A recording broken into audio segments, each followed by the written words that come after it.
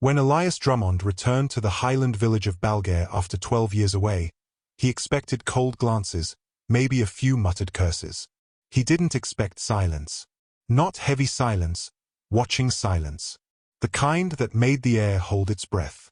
The villagers stared as he walked toward the cottage left to him by his late grandmother, Morna Drummond, a woman he barely knew, yet who left him her home, her land, and an ancient cairn.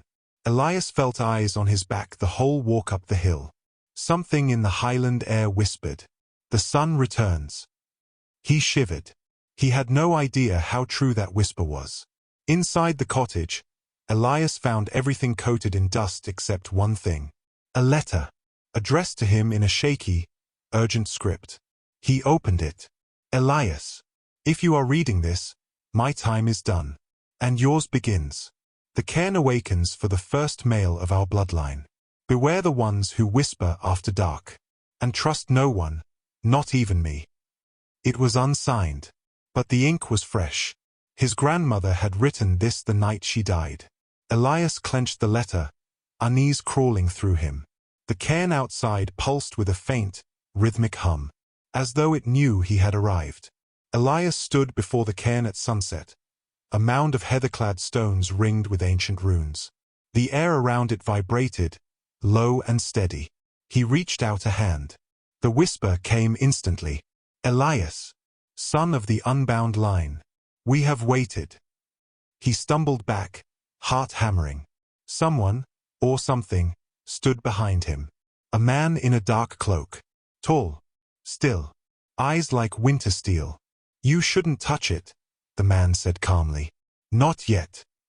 Elias narrowed his eyes. "Who are you?" "A guardian," the man replied. "Of sorts. My name is Cairnlock." The name settled like a stone in Elias's stomach. "And you," Cairnlock said softly, "are the first Drummond man to hear the whispers. That means the cairn has chosen you." "For what?" Cairnlock's expression didn't change. "To finish what Morna could not." In the village inn, an elderly woman pulled Elias aside. "You look like your great-grandfather," she whispered with trembling fingers. "He had the gift too. But men weren't allowed in the old covens. They hid him, feared him, used him." "Used him for what?" Elias asked. Her eyes glossed with fear. "For the cairn." Something cold curled around Elias's spine. "And what happened to him?" The old woman swallowed. "He disappeared into the cairn and never came back." Elias felt his heartbeat thud in his neck. His great-grandfather wasn't dead. He was taken, just like the cairn now whispered to him. Back at the cottage, Elias discovered a trapdoor beneath his grandmother's bed. Inside the hidden cellar were chalked protective circles, thick leather-bound grimoires, jars of herbs, runic carvings glowing faintly, and a single silver dagger with his name etched into the blade. A diary lay open on the altar. Morna's final entry. The cairn stirs. The unbound spirit inside seeks a host. Elias must be warned. Only a Drummond man can open or seal the cairn. If he opens it, the ancient Witch King will rise again. Elias froze. Witch King? Host? The candle flames flickered violently. Something in the cellar whispered, "Blood of my blood." Elias slammed the trapdoor shut, heart racing. That night, Elias woke to cold. Not natural cold, cold that seeped into the soul. A figure stood in the corner of his room. Tall, human-shaped, shadowed. Its voice spilled into Elias's mind like dark ink. "I knew your great-grandfather. He opened the cairn for me once." Elias sat up, trembling. "What do you want?" The shadow moved closer. "To finish what he began. You will open the cairn for me again." Elias's breath hitched. "Why me?" A sound like a chuckle echoed in his skull. "Because you are the last of your line. The last key." When Elias blinked, the figure was gone, but the cold remained. Elias found Cairnlock waiting outside at dawn, leaning on his staff. "You saw him last night, didn't you?" Elias nodded stiffly. "The Witch King." Cairnlock exhaled slowly. He was once the strongest which Scotland ever birthed, bound in the cairn for atrocities even the covens feared. Morna fought him for years. And my great-grandfather. Cairnloch's jaw tightened. He was tricked, used as the Witch King's vessel for a time. Your bloodline carries traces of that power. Elias felt sick. So what do I do? Cairnloch's grey eyes locked on him. You don't let the cairn open. Simple words. Impossible task. When Elias entered the village that afternoon, conversations fell silent. A man spat near his boots. Another pointed accusingly. You hear the cairn, don't you? One woman hissed. Your family always did. Your kind bring ruin. I haven't done anything, Elias muttered. Not yet, came the reply. The villagers backed away from him like he carried plague. Because to them, he did. Witchcraft. Cursed blood. A legacy of darkness. Cairnloch later explained. They fear what your bloodline awakened centuries ago. Fear often becomes hatred. Elias clenched his jaw. He wouldn't become what they expected. He refused. At midnight, Elias dreamed, but it wasn't a dream. A man appeared before him in a moonlit field. Tall, weather-beaten, eyes tormented. You don't know me, the man said quietly. But I know you. Elias whispered, Great-grandfather. The man nodded. I opened the cairn. I became the Witch King's vessel, until he used me up. His voice shook. I've been trapped in the cairn ever since. Elias's throat tightened. Can I free you? His great-grandfather's eyes glistened. Yes, but not by opening the cairn. He swallowed. You must kill the Witch King inside it. Destroy him. Elias stared. I thought he was already dead. No, the man whispered. He has been waiting for you. The next evening, the air vibrated with a low, ominous hum.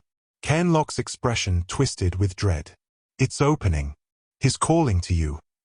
The cairn stones shifted, grinding against each other like ancient teeth. Wind whipped violently in a circle. The Witch King's voice thundered. Open the seal, Elias Drummond.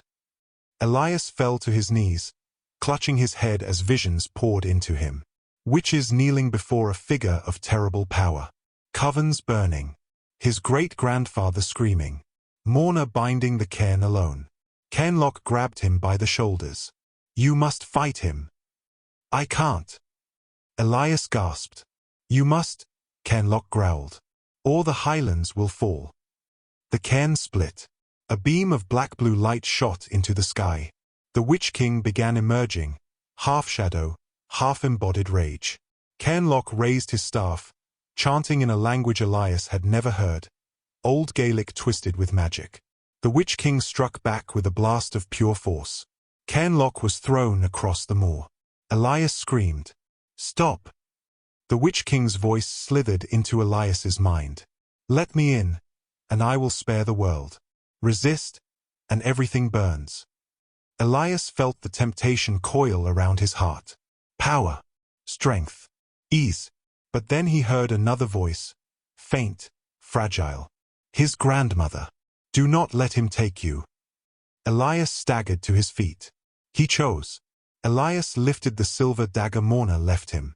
It pulsed with warmth, her magic.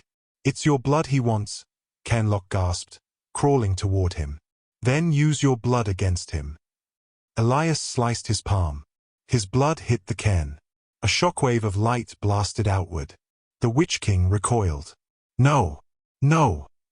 Elias pushed harder, pressing his bloody hand to the ancient rune. The Witch King shrieked in fury. You are mine. No! Elias growled. I'm my grandmother's grandson. With a roar, he unleashed every ounce of will he had. Light exploded. The Witch King's form shattered. The cairn sealed. Silence fell. Total, aching silence. Elias collapsed.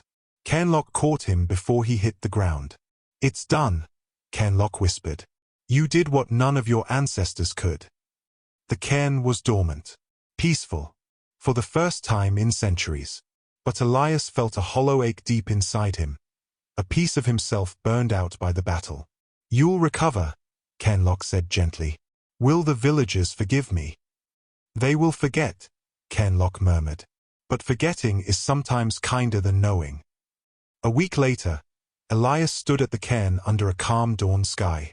Cairn approached him one last time. "The land needs a keeper," he said.